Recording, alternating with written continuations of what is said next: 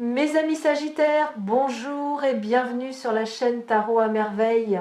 Pour votre tirage général, ceux qui me découvrent, soyez les bienvenus. Il se passe deux choses en ce moment. Deux choses qui ne semblent avoir aucun lien entre elles, mais qui avancent l'une vers l'autre comme deux trains sur des rails convergents. D'un côté, il y a vous, de l'autre, il y a quelqu'un. Quelqu'un qui, en ce moment même, dans un endroit que vous ne pouvez pas voir, prépare quelque chose qui va directement affecter votre réalité financière. Et ni vous ni cette personne ne savez encore que vos chemins sont en train de se croiser. Je vais vous raconter les deux côtés de cette histoire. En parallèle, comme si je me tenais à un carrefour invisible, regardant dans les deux directions à la fois, et au fur et à mesure que les deux récits avancent, vous verrez les rails se rapprocher jusqu'au point de convergence, jusqu'au moment où tout bascule. Commençons par votre côté. Vous traversez une période étrange, pas catastrophique, pas euphorique, étrange.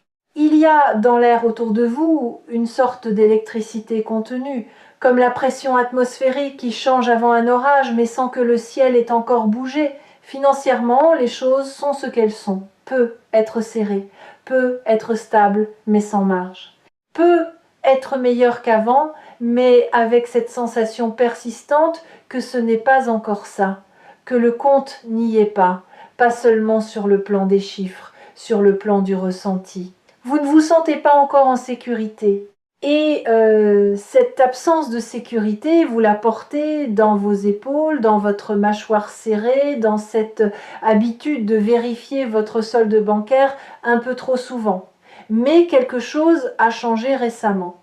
Un glissement, à peine perceptible. Vous avez commencé, sans le décider consciemment, à lâcher un peu de contrôle. Pas beaucoup, juste assez pour que quelque chose bouge. Peut-être que vous avez cessé de calculer chaque centime avec la même anxiété. Peut-être que vous avez fait un achat pour vous-même sans le regretter immédiatement après. Peut-être que vous avez simplement arrêté pendant quelques minutes de penser à l'argent et dans ces quelques minutes de relâchement, un espace s'est créé, un espace minuscule, mais suffisant pour que quelque chose de nouveau s'y glisse. Cet espace est plus important que vous ne le croyez. Il est la condition de ce qui arrive. Maintenant, passons de l'autre côté. Il y a quelqu'un. Cette personne ne pense pas à vous en termes sentimentaux. Elle pense à vous en termes pratiques, concrets. Elle a vu quelque chose en vous, pas votre charme, pas votre personnalité, pas votre histoire. Quelque chose de plus spécifique, une compétence, un talent. Une manière de faire les choses qui lui a semblé évidente, utile, alignée, avec un besoin qu'elle porte. Ce besoin n'est pas encore formulé clairement dans son esprit, il est en gestation, comme un projet qu'on tourne et retourne avant de lui donner forme. Mais à chaque rotation, votre visage apparaît, votre nom revient, pas par hasard. Parce que quelque chose en elle sait que vous êtes la pièce qui manque à son puzzle. Cette personne ne vous a peut-être pas encore contacté, elle ne vous a peut-être pas encore parlé de ce qu'elle prépare, parce qu'elle-même n'en est qu'aux prémices, aux fondations. Elle pose les briques d'un projet, d'une initiative, d'une opportunité, et elle ne sait pas encore exactement comment vous y intégrerez, mais elle le sent, comme on sent qu'un ingrédient manque à une recette sans savoir encore lequel. Revenons à vous. Pendant que cette personne réfléchit, vous vivez votre quotidien. Et dans ce quotidien, des signaux arrivent. Pas des signaux spectaculaires, des signaux discrets, le genre de signaux que la plupart des gens ignorent parce qu'ils ne correspondent pas à l'idée qu'ils se font d'un signe du destin. Un rêve dans lequel l'argent apparaissait sous une forme inhabituelle. Pas des liasses de billets, plutôt un objet de valeur trouvé. Un coffre ouvert, de l'eau claire abondante qui coulait sans fin. Les rêves ont leur propre langage pour parler de l'abondance, et ce langage est rarement littéral. Il y a aussi ces synchronicités financières qui se multiplient autour de vous. Le numéro qui revient, le montant identique qui apparaît sur deux factures sans lien entre elles, la conversation sur l'argent que vous surprenez exactement au moment où vous pensiez à votre propre situation. Ces répétitions ne sont pas des bugs dans la matrice de votre réalité, ce sont des rappels, des coups de coude de l'univers qui vous disent « reste attentif ». Quelque chose se trame. Et ces coups de coude deviennent plus fréquents à mesure que le moment de la convergence approche.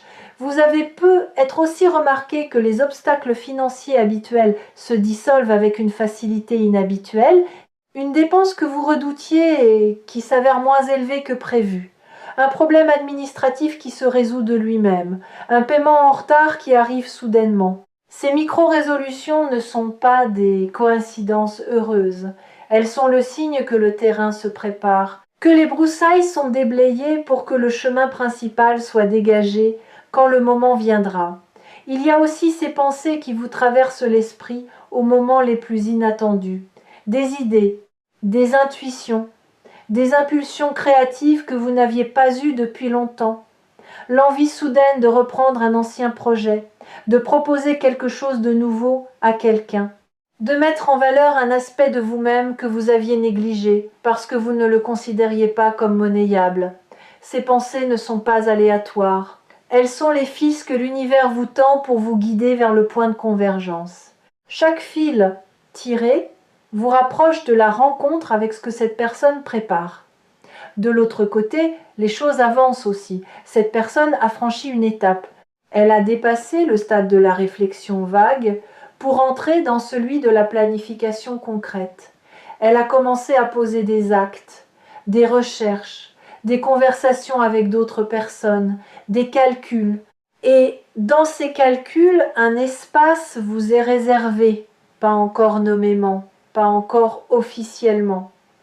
Mais l'espace existe, comme une chaise vide autour d'une table dont tout le monde sait qu'elle attend quelqu'un sans savoir encore qui. Il y a quelque chose de fascinant dans la manière dont l'abondance se construit en coulisses. Elle ne surgit pas du néant, elle se tisse, fil après fil, connexion après connexion, décision après décision, et chaque fil est tiré par quelqu'un qui ne voit pas l'ensemble de la toile.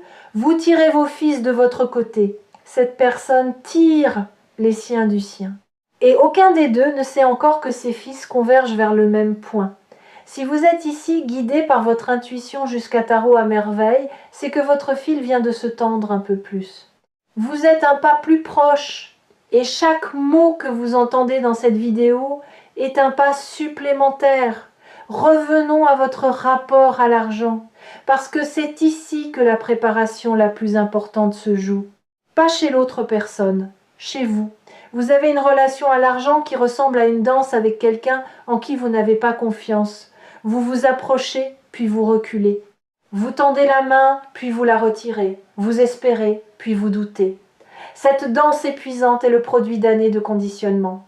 On vous a appris, explicitement ou implicitement, que l'argent était dangereux, pas au sens physique, au sens moral, que le désirer était suspect, que l'avoir en abondance était réservé aux autres, aux chanceux, aux manipulateurs, à ceux qui ont des contacts, et que vous, avec votre honnêteté, votre simplicité, votre refus de jouer le jeu des apparences, vous étiez condamné à avoir juste assez, jamais trop, jamais le surplus qui permet de respirer. Décortiquons cette croyance parce qu'elle mérite d'être regardée en face.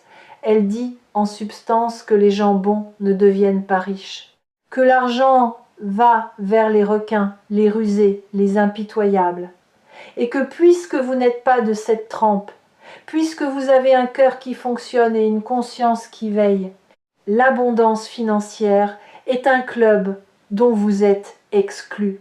Regardez comme cette croyance est élégante dans sa cruauté. Elle fait de votre bonté la raison de votre manque. Elle transforme votre qualité la plus précieuse en obstacle. Et le pire, c'est qu'elle se nourrit d'exemples réels. Vous connaissez des gens malhonnêtes qui réussissent financièrement. Vous voyez des personnes sans scrupules accumuler pendant que vous, qui faites les choses avec intégrité, peinez à joindre les deux bouts. Et ces exemples renforcent la croyance. Ils la rendent presque impossible à remettre en question. Mais voici ce que cette croyance ne vous montre pas. Les milliers de personnes honnêtes généreuses, profondément bonnes, qui vivent dans l'abondance, vous ne les voyez pas parce qu'elles ne font pas de bruit. Parce que l'abondance vécue avec intégrité ne se montre pas, elle ne s'exhibe pas, elle circule en silence. Elle nourrit des familles, finance des rêves, soutient des causes, sans jamais attirer l'attention sur elle-même. Ces personnes existent en nombre et elles sont la preuve vivante que la bonté et l'abondance ne sont pas ennemies. Elles sont alliées. Et c'est cette alliance-là que votre vie financière est sur le point de rejoindre. Cette croyance est une prison invisible. Et la clé pour en sortir n'est pas un changement de situation financière, c'est un changement de perception. Parce que tant que vous croyez que l'abondance n'est pas pour vous, même si elle se présente à votre porte, vous ne la laisserez pas entrer. Vous trouverez une raison de la refuser, de la minimiser, de la suspecter. Vous direz c'est pas possible, il y a un piège, ça ne va pas durer. Et l'abondance face à cette porte fermée ira frapper ailleurs. Ce qui est en train de changer en vous, c'est la serrure, pas la porte, la serrure. Le mécanisme intérieur qui décide ce qui entre et ce qui reste dehors. Et ce mécanisme est en train de se recalibrer pour accepter davantage, pour accueillir sans condition, pour dire oui avant de chercher les raisons de dire non. De l'autre côté, la personne progresse, elle a identifié plus clairement ce dont elle a besoin. Et votre profil, votre compétence, votre particularité, votre manière unique de faire cette chose que vous faites sans y penser, correspond exactement à ce besoin. Ce n'est pas une coïncidence, c'est un alignement. Le type d'alignement qui se produit quand deux personnes sont prêtes au même moment, sans le savoir, sans s'être concertées, sans même se connaître parfois. Cette personne peut être quelqu'un que vous connaissez déjà, quelqu'un de votre entourage professionnel, familial ou amical. Quelqu'un que vous croisez régulièrement sans soupçonner qu'elle vous observe, qu'elle prend note, qu'elle vous évalue, non pas avec le regard froid du recruteur, mais avec la curiosité attentive de celui qui reconnaît une valeur que les autres ne voient pas encore, ou peut être que c'est quelqu'un que vous n'avez pas encore rencontré, quelqu'un qui est arrivé dans votre champ par un détour que personne n'avait prévu, un ami d'amis, un contact indirect, un nom prononcé dans une conversation à laquelle vous n'assistiez pas. L'univers a des canaux de distribution que LinkedIn ne pourra jamais reproduire. Ce qui est beau dans ce mécanisme, c'est son élégance. Il ne repose pas sur le forcing, pas sur le réseautage agressif, pas sur la promotion de soi. Il repose sur la qualité de ce que vous êtes quand personne ne regarde, sur l'intégrité de votre travail quand il n'y a pas de public, sur la manière dont vous traitez les gens qui ne peuvent rien faire pour vous. Tout cela crée une empreinte, une trace invisible mais indélébile dans la mémoire de chaque personne que vous avez croisée. Et cette empreinte, quand le moment est juste, quand quelqu'un cherche exactement ce que vous avez à offrir, remonte à la surface. Votre nom apparaît dans un esprit, votre visage traverse une pensée, et sans que vous ayez rien fait de nouveau, sans campagne de promotion, sans CV envoyé, sans le moindre effort de votre part, le pont se construit. Entre vous et cette opportunité, entre votre présent modeste et votre futur abondant. C'est la magie silencieuse de la réputation bâtie dans l'ombre. Et vous, sans le savoir, avez passé des années à bâtir la vôtre. Quelle que soit la voie, les rails convergent. Maintenant, je veux vous parler de ce que cette préparation va produire concrètement. Parce que les mots « argent inattendu » peuvent signifier beaucoup de choses, et je veux être précis sur ce que je perçois pour vous. Ce qui arrive n'est pas un gain isolé. Ce n'est pas un billet trouvé par terre ou un remboursement oublié. C'est l'ouverture d'un canal. La différence est fondamentale. Un gain isolé est un événement ponctuel qui ne change pas la dynamique. Un canal est un flux.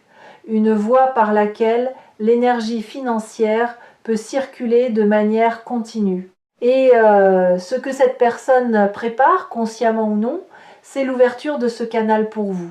Ce canal peut prendre plusieurs formes. Une collaboration rémunérée, une recommandation qui mène à une opportunité lucrative, un projet commun dont les bénéfices seront partagés, une porte ouverte dans un milieu où vous n'aviez pas accès et où votre talent sera reconnu à sa juste valeur. La forme exacte se dessinera dans les semaines qui viennent, mais la nature du flux est déjà définie. Il sera récurrent, pas explosif, puis silencieux, régulier, croissant. Comme une rivière qui gagne en débit au fur et à mesure que la fonte des neiges alimente sa source. Pensez à la différence que cela ferait dans votre vie. Pas un chèque unique qui vous donnerait un mois de répit avant de retomber dans l'anxiété. Un flux, une source qui continue de couler, qui vous permet de planifier au lieu de survivre, de choisir au lieu de subir, de dire oui aux choses qui vous nourrissent et non aux choses qui vous épuisent, parce que le non n'est plus un luxe réservé à ceux qui ont les moyens de refuser. C'est ça la vraie transformation financière. Ce n'est pas devenir riche au sens spectaculaire du terme, c'est atteindre le point où l'argent cesse d'être une source d'angoisse et devient un outil de liberté, où vous ne vous réveillez plus à 3 heures du matin en calculant mentalement ce que vous devez et ce que vous avez, où vous pouvez offrir un cadeau sans que votre estomac se noue, où vous pouvez dire « je t'invite » sans faire immédiatement l'inventaire mental de ce que cela va coûter. Cette liberté-là, elle n'a pas de prix. Et elle est à portée de main. L'ouverture de ce canal va aussi changer quelque chose de subtil, mais de fondamental dans votre posture face au monde. Quand vous n'êtes plus en mode survie financière, votre énergie se libère pour d'autres choses, pour la créativité, pour les relations, pour la joie pure de vivre sans le filtre permanent de l'inquiétude.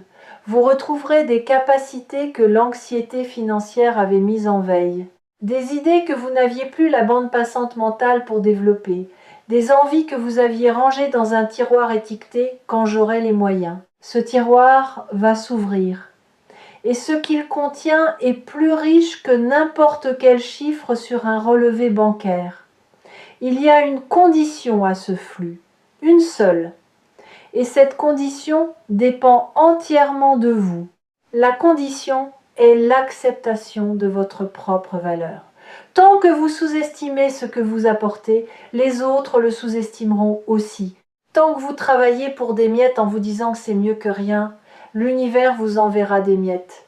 Parce que l'univers ne vous donne pas ce que vous méritez. Il vous donne ce que vous acceptez. Et si vous acceptez peu, vous recevrez peu, non pas par punition, par calibration. Votre niveau d'acceptation est le thermostat de votre abondance. Et il est temps de tourner ce thermostat vers le haut. Comment fait-on cela concrètement?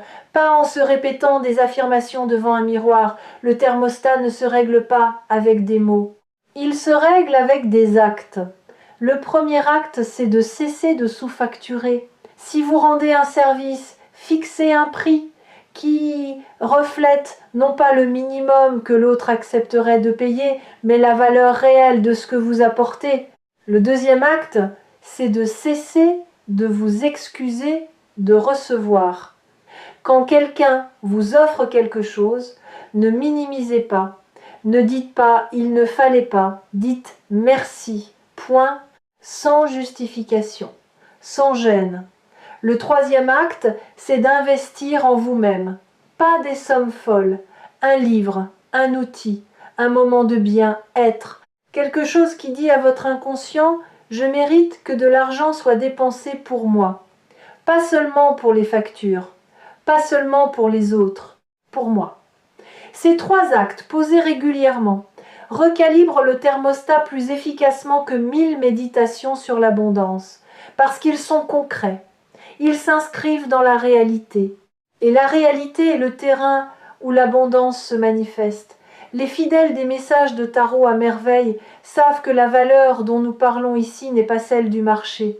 C'est la valeur que vous vous attribuez à vous-même, celle qui existe avant tout regard extérieur, celle qui est antérieure à toute validation, celle qui dit dans le silence de votre cœur « Ce que je fais a de la valeur, ce que je suis a de la valeur, et je refuse désormais de le brader. Les deux lignes temporelles sont maintenant très proches, si proches que vous pouvez presque sentir la chaleur de leur convergence. Ce frémissement que vous percevez, cette anticipation sans objet précis, cette sensation que quelque chose se trame dans les coulisses de votre vie, ce sont les vibrations des deux rails qui se rapprochent. Le point de rencontre est imminent. Et quand il se produira, quand cette personne franchira le pas et vous proposera ce qu'elle prépare depuis un moment, votre seul travail sera de ne pas saboter, de ne pas dire que vous n'êtes pas prêt, de ne pas demander un délai pour réfléchir pendant 3 mois, de ne pas minimiser la proposition en disant « Oh, c'est trop » ou « Je ne le mérite pas ». Votre seul travail sera de dire oui, un oui clair, un oui sans tremblement. Un oui qui dit « J'accepte ce qui vient parce que j'ai fait le travail intérieur pour le recevoir. Il y a un dernier détail que je veux partager avec vous. Quelque chose que j'observe dans l'énergie de cette lecture et qui me semble important, l'argent qui va arriver par ce canal ne sera pas seulement de l'argent pour vous, il sera de l'argent à travers vous. Vous allez devenir, à votre tour, un canal pour d'autres. Pas de manière forcée ou sacrificielle, de manière naturelle. L'abondance qui vous traversera va toucher les gens autour de vous, votre famille, vos proches, des personnes que vous ne connaissez pas encore. Parce que l'argent qui circule avec intention, avec conscience, avec gratitude, ne s'arrête jamais à un seul destinataire. Il se multiplie, il essaime. Il crée des ramifications que personne ne pouvait prévoir. Vous n'êtes pas seulement le destinataire de cette abondance, vous en êtes le véhicule. Et cette responsabilité, loin d'être un fardeau, est le signe le plus puissant que l'univers vous fait confiance. Pas pour accumuler, pour distribuer avec sagesse ce qui circule à travers vous. Et quelque chose en vous le sait déjà. Quand vous imaginez avoir plus d'argent, votre première pensée n'est pas un yacht ou un palazzo. Votre première pensée est quelqu'un, un visage, un besoin que vous aimeriez combler, une personne que vous aimeriez aider, un rêve de quelqu'un d'autre que vous aimeriez financer. Cette impulsion, cette réaction immédiate de penser aux autres quand vous imaginez l'abondance est la preuve la plus claire que l'argent est en sécurité entre vos mains. Que vous ne l'utiliserez pas pour dominer, pour vous isoler ou pour combler un vide existentiel, que vous l'utiliserez pour créer du bien. Et l'univers, quand il trouve quelqu'un capable de faire circuler l'abondance avec cette intention, il augmente le débit. Parce qu'un canal fiable mérite plus de volume, parce qu'un cœur juste mérite la confiance des ressources. Vous êtes ce cœur, et les ressources arrivent, les deux trains sont sur le point de se croiser. Le vôtre, chargé de votre transformation intérieure, de votre nouvelle calibration, de votre volonté d'accepter davantage, et celui de cette personne, chargé de son projet, de son besoin, de cette place qui porte votre forme exacte. Le croisement sera discret, peut être un message, peut être un appel, peut être une conversation ordinaire qui prendra un virage inattendu, mais vous le reconnaîtrez. Pas par son spectacle, par sa justesse, par cette sensation que quelque chose se met en place avec une précision silencieuse, comme deux pièces de puzzle qui s'emboîtent sans forcer, sans bruit, avec simplement ce petit clic imperceptible qui dit « ça y est, c'est là, c'est maintenant, soyez prêts ». Pas dans la tension, dans l'ouverture, gardez votre espace intérieur disponible, gardez vos mains ouvertes plutôt que serrées, et quand le moment viendra, accueillez-le avec la certitude tranquille de celui qui sait que ce qui arrive n'est pas un accident. C'est la réponse à une question que vous avez posée avec chaque geste de générosité, chaque nuit de patience, chaque matin où vous vous êtes levé sans savoir comment, mais en sachant pourquoi. La convergence est en cours, et si le doute revient, revenez ici, revenez sur Tarot à merveille. Revenez à cette histoire de deux côtés qui se rejoignent. Et rappelez-vous que de votre côté, le travail est fait. Il ne vous reste qu'à recevoir ce que l'autre côté apporte. Les rails se touchent, le croisement approche, et ce qu'il porte pour vous vaut chaque seconde d'attente, chaque nuit de patience, chaque moment où vous avez choisi de continuer malgré l'incertitude. Ce croisement est la réponse que votre persévérance méritait depuis le début. Non pas parce que le monde vous devait quelque chose, mais parce que l'énergie que vous avez investie dans votre propre transformation revient maintenant sous la forme la plus concrète qui existe. L'argent arrive, la personne qui le porte est en chemin. Et vous, de votre côté, êtes enfin prêt à ouvrir la porte grand, sans hésitation, sans regarder en arrière,